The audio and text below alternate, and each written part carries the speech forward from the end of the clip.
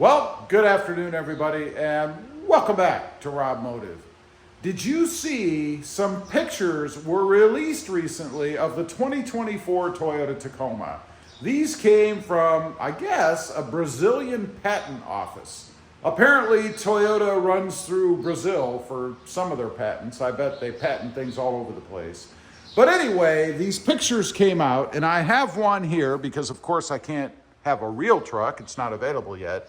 But that is the latest version of what the new 2024 Toyota Tacoma is going to look like. And I have to say, it is pretty similar to the electric version, that white truck. And I'll put pictures and things up as we go through the video. But of that white electric version or hybrid version that was put out several months ago. And I really like that truck. And I think if this is indeed going to be the final design, and of course there's always tweaking as time goes by, but we're getting really close now. I mean, it's going to be towards the end of this year that this is going to be released. Now, a couple of things that I notice about it. It looks kind of squarish to me, particularly if you look at it from the rear end. It has that Tonka truck kind of look to it. Not fully, but I can see little hints of it where it almost looks like they, strangely, kind of pushed the truck down and elongated it a little bit. Now, I think if they did indeed elongate it, it looks like it a little bit here to me. I mean, if you look at the truck, it looks like there's now more room in the front to give the front passengers more space. But the back end here looks a little bit smaller. If you look at the windows, particularly in the doors, they look a little bit less in the back than what we have in the current Toyota Tacoma. Let's walk over here and let me show you what I'm talking about.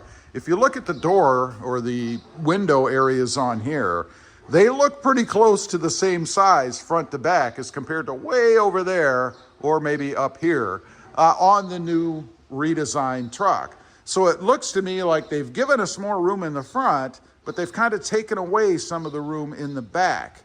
Now, looking at it again from that elongation standpoint I was talking about, it looks to me like the bed area is a little bit shallower, if you will. Now, it might just be the dimensions of the truck, because I think what they've done, if they've been listening, is actually raised the roof line a little bit. And you can kind of see it right back here.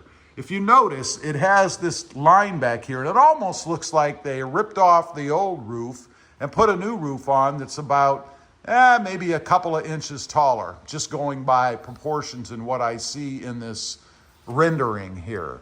Now, if you look at the original truck, of course, we don't have that. We just have the straight back flowing roof line that actually almost appears to kind of tilt down a little bit. So it's kind of like they added some roof line and raised it up a little bit.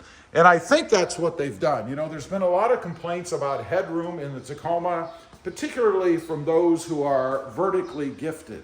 And there's not a lot of room. I mean, I'm 5'9.5", and I don't have a ton of headroom in there myself. It's perfectly fine for me, but if I was much taller or longer from the waist or the neck up, I might start to hit my head in there. And I've heard a lot of complaints from people who have the sunroof, because that takes up more room in the roof area.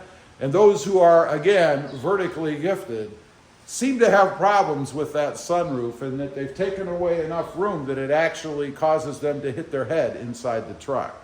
Now, looking at the fender wells, they kind of used almost the same kind of design. It looks like they kind of narrowed these out a little bit or flattened them out a little bit, particularly in the front. If you look at the front, we kind of had this sweeping area here where it's not straight, if you will. It kind of points down a little bit. The back is pretty much the same. These look like they're about equal now. Kind of Chevy Silverado-like these days. I think I like that. I like it better than having that weird kind of angle up here in the front.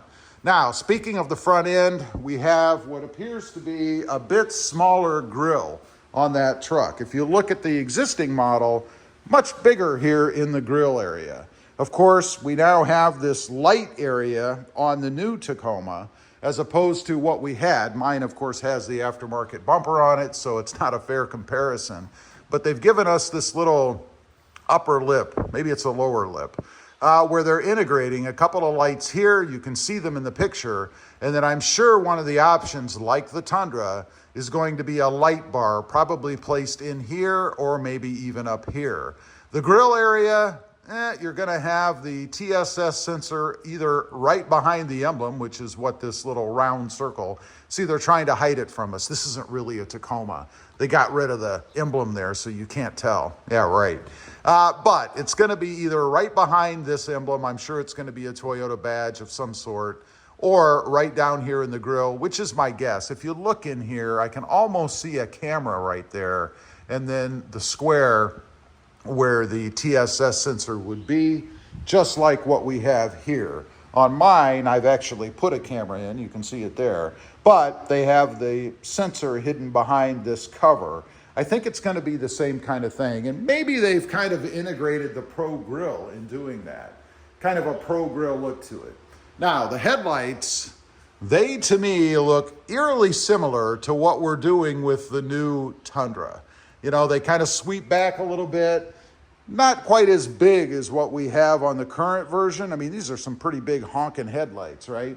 If you look at these, not that big. And then we also have some daytime running lights, it looks like, right around here.